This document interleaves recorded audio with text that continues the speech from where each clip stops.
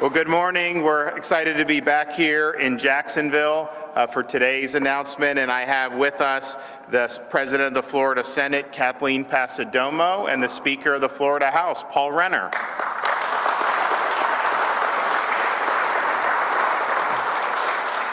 Now, normally when they're with me, that means there's going to be legislative proposals, and we've been doing a lot of those, and we've got a lot more, so that's something you should expect. We have Congressman Aaron Bean is with us. Where's he at?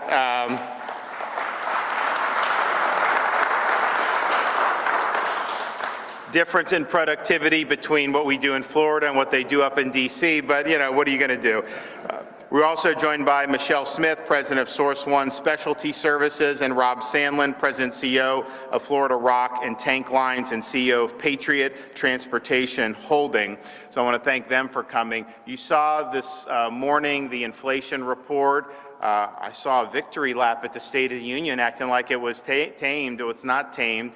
So you saw an increase in inflation above what they had anticipated. That's hitting a lot of people on really essential things, on food, on electricity, on insurance, both in terms of auto and others. Now, we did something with insurance, homeowners insurance in December. A lot of people are pleased that we did that. I think you're going to see positive results of that, but there's continuing to see more and more costs with the economy. We're doing a lot in Florida to fight back against that. We did the toll relief program, $500 million for our commuters, where they get rebated every month 50% of their tolls if they hit a certain number. And so people are really excited about that. We also have the big tax relief proposal that Kathleen, Paul, and I unveiled, I think like last week or 2 weeks ago. Time flies, we've got so much stuff going on. So we're going to do $1.5 billion in addition to the toll relief, so people are going to have no tax on baby items like diapers and wipes and clothes and cribs and strollers, no sales tax on household items under $25, back to school holidays in both the winter and in the summer. So these are really going to make a difference for Floridians, and so we're proud of that. We're also proud of what Florida's been able to accomplish over the last few years. I mean, we are the center of attention. People are looking to Florida in so many different ways. People have, of course, moved here. We've led the country in net in-migration. We're the fastest growing state in the United States. We have #1 in new business formation. So on and on. Education, we've been leading the way in a whole host of different things. And so we're going to continue to do all that. People are excited when they come. They appreciate what we've been able to do here. I have a lot of people that have come from other states, and maybe they have business, and they're not necessarily like huge businesses, like maybe like a business that has like 100, 200 people, but they make certain things, and they're happy to be in Florida. And I've never had a business yet tell me that they needed to leave Florida to go to New York or some of these other places. I have not had that happen yet in Florida. When they come, they're by and large very happy. Now, not everything is perfect. There are things that we need to improve on, and I'd say that the things that I've discussed with different folks who are looking to either bring more business to Florida or expand more business in Florida is, what's your lawsuit climate look like in the state of Florida? And for a number of years, we were ranked #1 in the country for being what they call a judicial hellhole. And basically, I think what that means is that you have a lot of use of the legal system that's not being put towards benefiting somebody that was harmed as much as it's done to benefit lawyers who are involved in the system. And you look around our interstates and stuff, what billboards do you see, billboard after billboard? You see billboard lawyers on these billboards. You don't necessarily see that in a lot of other states. I think you see it here because we've really had a cottage industry of litigation for a long time. I've been able to be fortunate to put justices on the Florida Supreme Court and on our appeals courts. That's made a big difference in terms of the litigation climate, because some of that has been driven by activist court decisions over a number of decades. So that genie is back in the bottle. The activism from the courts and the state level is gone, but we still nevertheless have a lot of lawsuits. So for example, we had to do the property insurance litigation reform in December. Florida had represented 8% of all property insurance claims in the United States, but accounted for almost 80% of all property insurance litigation in the United States. So how does it work that that's the case? Is it all of a sudden like an insurance company operates different here than everywhere else? No, it's because there are things in the law that are trying to create more opportunities to bring cases. And if somebody is harmed, you should be able to get compensated. But I think what our system has done is you'll have a situation, someone's really not liable, but if you bring a suit, it's going to be more expensive to defend the suit. And so you have an incentive as kind of a cost of doing business to just do a settlement because that'll be cheaper than hiring lawyers to prove your innocence. The problem with that is that those costs get added onto everything that we do. And so one of the reasons our auto insurance rates are higher here is because there's a lot of cost of litigation embedded in these auto insurance premiums. Think about some of the things that we've had in Florida. So under our current litigation structure, these things have happened in cases. So there was one case where the client was awarded $216.67, and the lawyer got over $100,000 in fees. It's another case about an alleged $1.48 interest miscalculation, and that generated more than $78,000 in lawyer fees given to the attorney.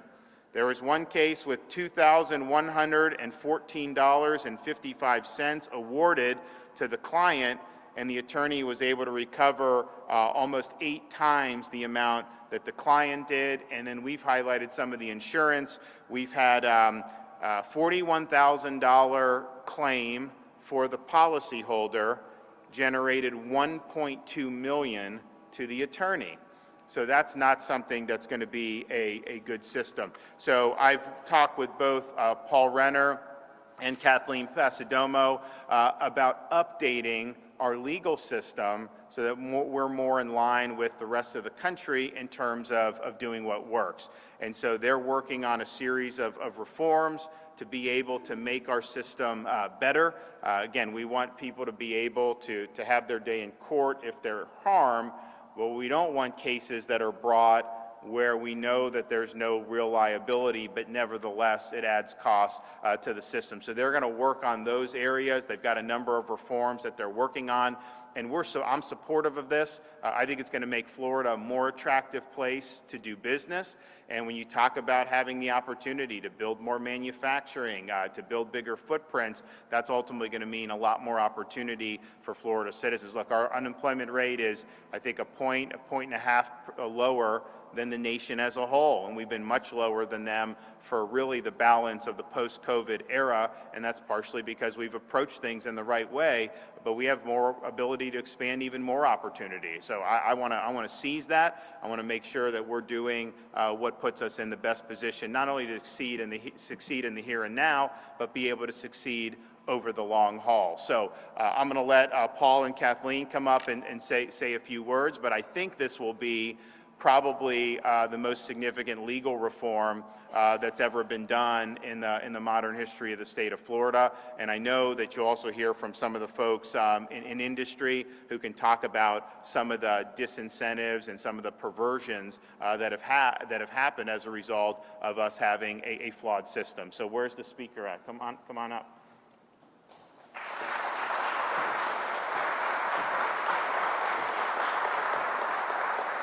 Well, it's great to be with you, and I appreciate so much the great governor that we have here in the state of Florida, Governor DeSantis.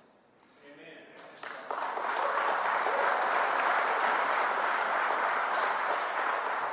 We're leading on just about everything, and I'll tell you a quick story. I was with a group of us from Florida were with a group from Texas.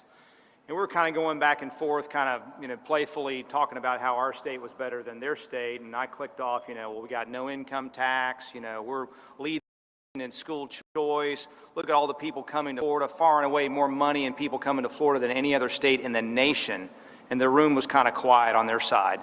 And then they responded and said, but what about your runaway litigation climate? What about that judicial hellhole title that you guys have?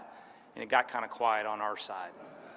So this is really about bringing things into balance. As the governor said, we want people with legitimate claims to be able to bring those claims, that you should never have a situation where a client gets $200 and the lawyer gets $100,000. That's about the lawyers, it's not about the people. And so that's what we're going to do, is we're going to bring things back into balance so the ball is going down the middle of the fairway for everybody. And when we do that, we're going to be far and away the best state in the nation. So when I have that conversation again with my friends from Texas, it's going to be all quiet on their side, I promise you. So thank you guys, and God bless you.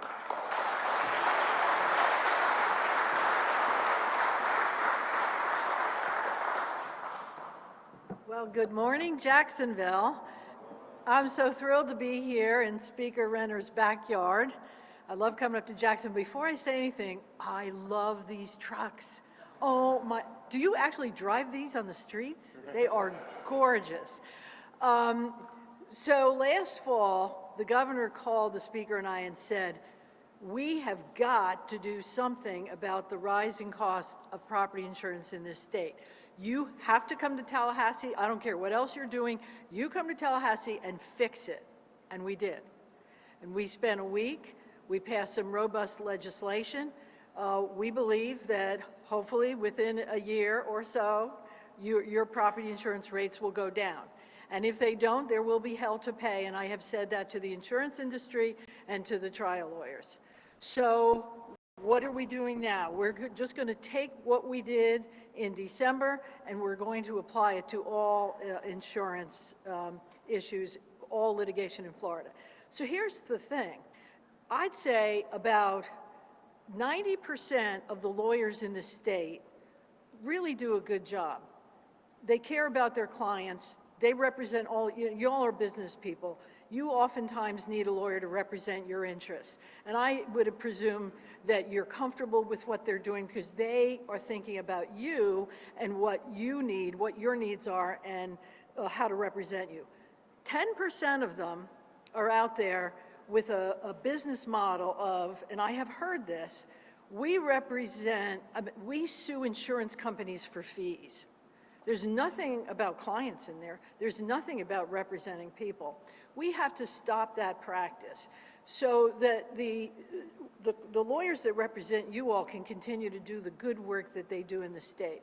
But that 10%, here's the problem. The Florida bar regulates them and has done nothing to stop the practices that they have employed. If the Florida bar doesn't do it, we're going to have to. So I promise you that we are going to work through these issues, and we're going to come up with some legislation to protect you, to protect your businesses, and to protect the people that actually have cases and that should have representation from the lawyers that are just doing it to raise fees. So stay tuned, and I look forward to providing some really good legislation.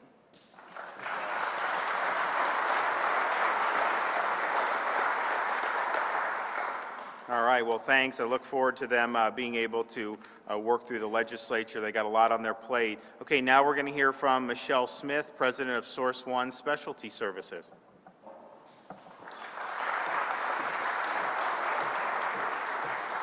Well, good morning. It is a privilege to be here with a governor that is focused on the needs of the business community, industry and business, because as we all have learned, this is a governor that gets things done. So we appreciate him leading the charge and protecting business. Unfortunately, the 10% that what we refer to, these are folks, these are attorneys that prey on the business community. The business community is a victim to them. They really have unfortunately, they've just really abused the legal privileges that are available to them, to the extent that frivolous litigation is potentially everywhere. So a business person that has the dream, that stepped out on the dream to be a leader in their industry is now potentially affected because of something that they have to prove didn't happen. So in doing that, these are things that cost time and treasure from a business owner. The time can be anywhere from 20 to 30 hours a week, which is those are hours of your life you can't get back. So now your 40 or 50 hour work week goes to 70 or 80. And in terms of finances, this is something that can absolutely skyrocket because there are no controls. And that is something that can put the small business person out of business. So so how does that happen? All of the expenses that are incurred, whether it's talking to the attorneys, whether it's talking to your accountants, whether it's talking to the insurance companies, these are expenses that cascade over into all of the other areas of your operation. It's money that is taken away or not available for payroll, for advertising, for marketing, for raises, for expanding your business so that you can continue to be a leader in your industry. And then potentially, if the business doesn't make it, well, you know, what a shame for them, but guess who got their money? The attorneys. And they really, that 10%, they really have become almost professional thugs for the business person. So I deeply appreciate this governor and what he's doing, because the risks are very real for the business owner today, and we look forward to what's going to happen next. Thank you.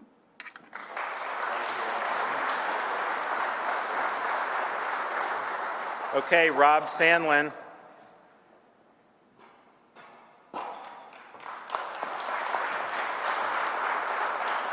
Hello, thank you, Governor. My name's Rob Sandlin. I'm the CEO of Patriot Transportation and Florida Rock and Tank Lines based here in Jacksonville. Our company was founded here in 1962, and I've been with the company for over 40 years, and also had the pleasure of serving as the past chair of the Florida Trucking Association, which does a lot of good things for all of us truckers in the state. Our company has 500 employees, 400 truck drivers around the southeastern United States. 200 of those operate in the state of Florida. You may have seen us as you were trying to evacuate from a hurricane, delivering fuel into a convenience store, or just on maybe your daily commute as we're delivering fuel. We also deliver fuel to other trucking companies like Publix that deliver groceries to your grocery store when they're needed. So certainly something important along with the other truckers that are here today. Unfortunately, though, lawsuit abuse in our state has consistently had us ranked as one of the worst, if not the worst, as Speaker Renner said. And it's made it very difficult for us to get affordable insurance. And in many cases, insurance companies have just decided not to write insurance in this state. And so there's a very limited group of people that we can go to get that insurance coverage. As an example, since 2018, our insurance rates have gone up by 73%, and we've reduced our coverage by 60%. So that's a lot less insurance and a lot more premium. And so I don't think that's what we're looking for. And we also have to have a six-figure self-insurance level, a deductible, if you will, so that we don't have to pay even higher premiums on those things. One of the things in Florida that causes us problems is Florida's pure comparative negligence, where if you're 1% at fault on a case, there's a good chance, or they think that you may be, there's a good chance you're going to get a claim by one of the billboard attorneys. And then we have to spend our time and energy defending that, even though we were not at fault. So I'll give you one example. We had a tractor trailer sitting at a railroad crossing, had to stop because that's what we're legally required to do by federal law. A car comes up behind us, never hits their brakes, and runs into the back of our trailer, and the person in the car was injured. It's bad. But it's not our fault.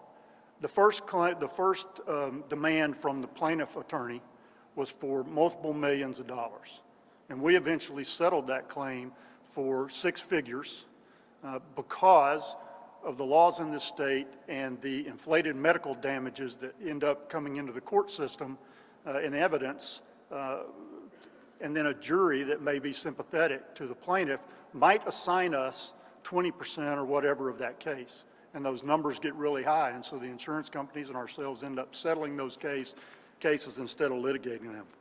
Differently than Florida, 33 other states have a different law and a different rule where you have to be 50 or 51% at fault. And so we don't see those kind of claims where we're not at fault and then we're having to defend those claims. We're like every other trucking company represented by FTA and the folks in this room that are here today. And if we have an accident and we cause an accident and we hurt somebody, we want to do what's right and we want to pay for those injuries. We don't think we should be paying for injuries that we don't cause, and we don't think that we should be paying for inflated medical damages that are caused by an accident that we don't have. But certainly we want to pay for those things that we do cost. How does this in fact impact you as a Floridian? When we pay claims that we're not responsible for, we can't pay our truck drivers as much as we would like to. I'm sure you've all heard about the truck driver shortage. That is an impact. Insurance rates skyrocket. I just gave you that example earlier, and it's just difficult for business or for trucking companies to stay in business. Most trucking businesses have 10 or fewer employees. And so when they get into one of these litigations, the insurance companies don't have any choice but to charge them more, and it gets to the point where they just can't stay in business and your goods don't get delivered. I want to thank you, Governor DeSantis and Speaker Renner, Madam Passanamo. Appreciate you all being here. This is really important, and it's time for us to get something done on this subject. Thank you.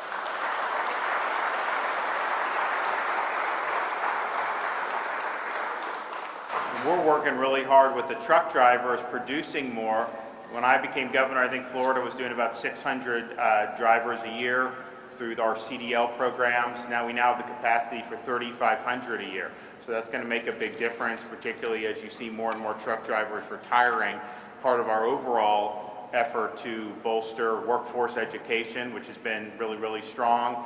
We're moving up the rankings in that, and we're going to do a lot more going in this next legislative session and beyond. So I think some of these reforms are going to make Florida's economy stronger. I think it's going to help folks who want to relocate businesses here make that decision. We've got a lot of great stuff going on here, but not everything is optimal, and this will be something that will get us more in line, I think, with what a more predictable, stable, legal environment should be, and it gives people an opportunity to do better. So thanks, everybody. We look forward to being able to do this and take anything. Yes, sir? Governor, yesterday you made some comments related to Florida's relationship with the College Board. Some people have interpreted that to potentially mean we could see the end of AP courses in Florida. Just curious for you to clarify what you mean by that, what we could see come down. Well, what I said was they're not the only one that can provide that particular service. So we really believe in Florida high school students should be able to earn college credits.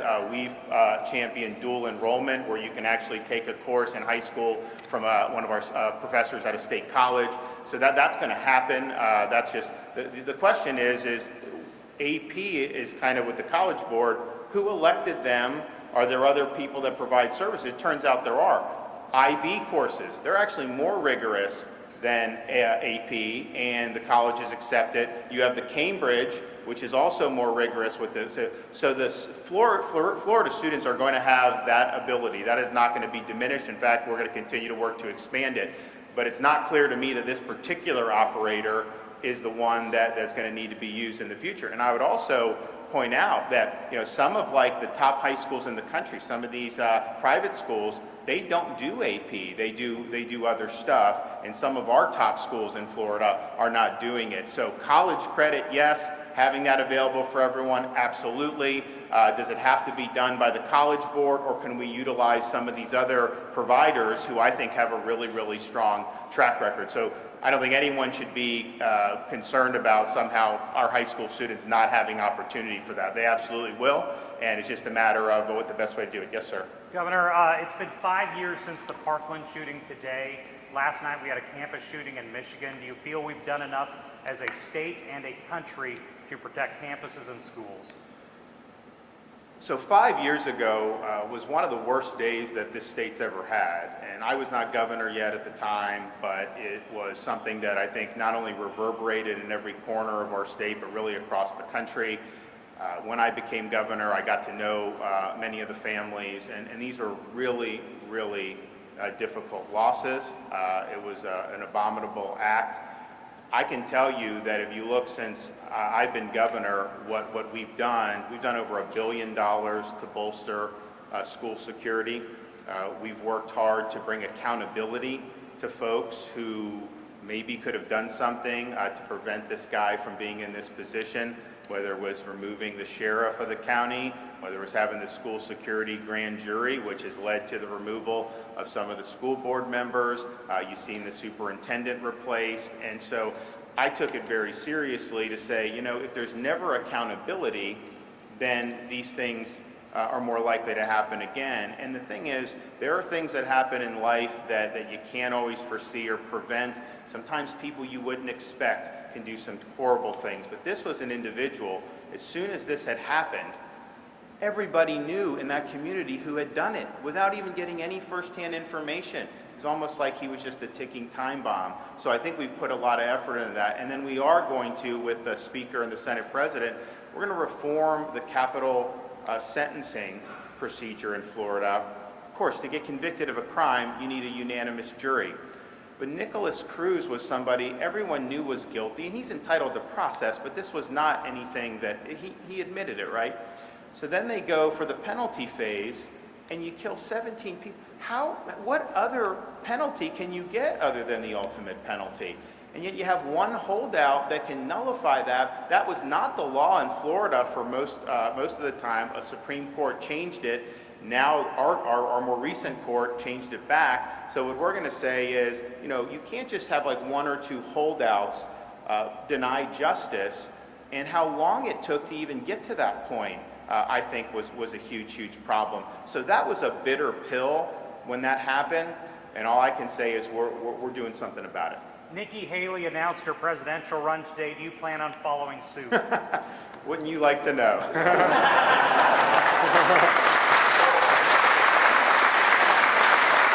Anybody else? Yes, ma'am. Governor, here in Duval County, we have seen bookshelves in schools emptied in response to Florida's new guidelines on books.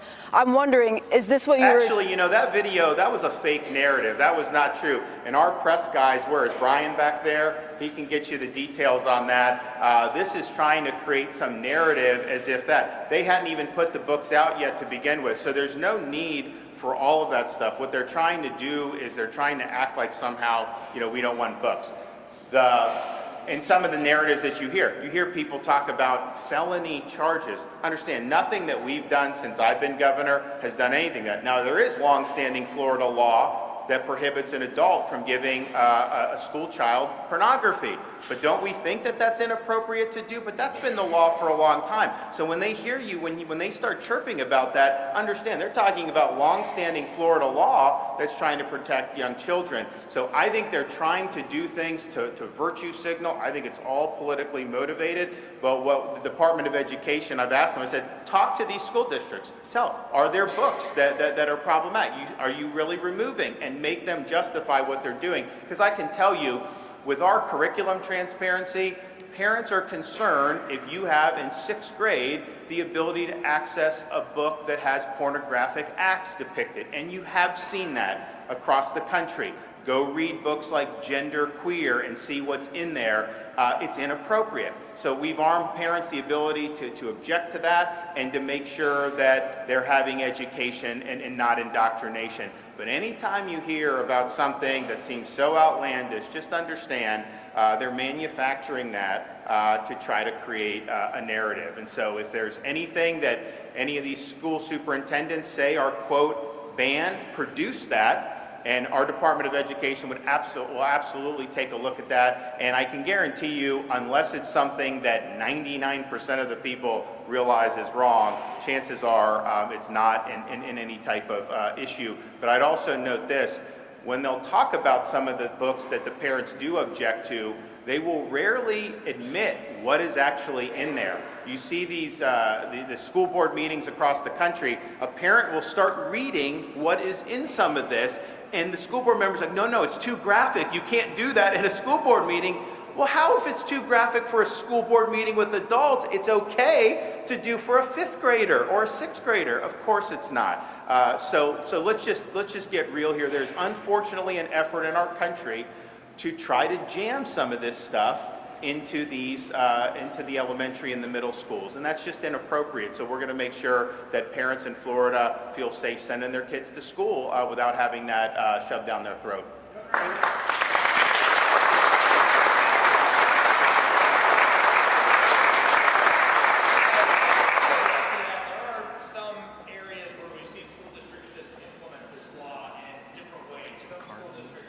I have it in my car. I can get it to you. We'll send everything he's talking about. Some of these reviews are taking months. The Department of Education just complained to